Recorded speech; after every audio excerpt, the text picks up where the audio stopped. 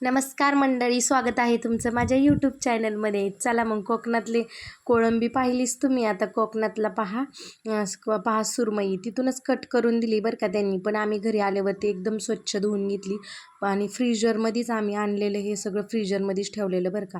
परत नंतर करायच्या टायमिंगला पण मी चांगली स्वच्छ धुवून घेतली आणि मग त्याला लावून घेतला मसाला. ते काय मासे तळण्यासाठी काय मछली टिक्का का काय असं नाव होतं त्या मसाल्याचं, काय मला सांगता येत नाही. पण त्यात मिरची वगैरे सगळं होतं बरं का.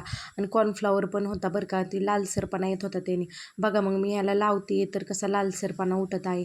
खूप छान होता बरं का. त्या मसाले एकदम चविष्ट मासे लागले त्या मसाल्यामुळं. तुम्ही नक्कीच कधी जर करायचे असेल तर मसाला तो घेऊन या. मग काही सगळीकडं तो मसाला लावून घेतला. नंतर आलं लसूण पेस्ट पण लावून घेतली आणि मॅग्नेट करण्यासाठी थोड्या वेळ ठेवून दिलं. लई तर लई अर्धा तास ठेवून दिलं. अर्ध्या तासाने घेतलं तळण्यासाठी. म्हणलं ह्याला मस्त असं तव्यामध्येच फ्राय करावं. ह्या माशाला काही जास्त वेळ लागत नाही बरं का. मासा लगेच तळून रेडी झाला. मग काय तव्यामध्ये टाकलं तेल आणि टाकलं मासा एक एक पीस त्याचा. मग 4 पीस मी घेतले तळायला. असे 4-4 करून सगळे पीस तळून काढले. मग तळायला घेतल्यानंतर पहिल्यांदा थोडासा फुल गॅस केला. नंतरनं परत थोडासा कमी केला आणि एक एक पलटी मारली.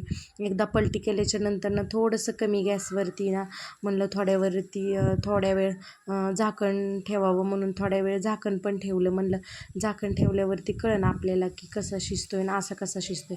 मग मी एका ह्याला झाकण ठेवलं आणि एक वेळेस नाही ठेवलं. तर तुम्ही झाकण ठेवा अगर नका ठेवू काही प्रॉब्लेम नाही. तो मासा लगेच शिजतो. मग हो का नंतर परतच्या घाण्याला मी काही झाकण ठेवलंच नाही. बघा किती मस्त आपला सुरमई फ्राय झालेला आहे. एकदम छान. चला तर कसा वाटला व्हिडिओ नक्कीच सांगा. Bye bye.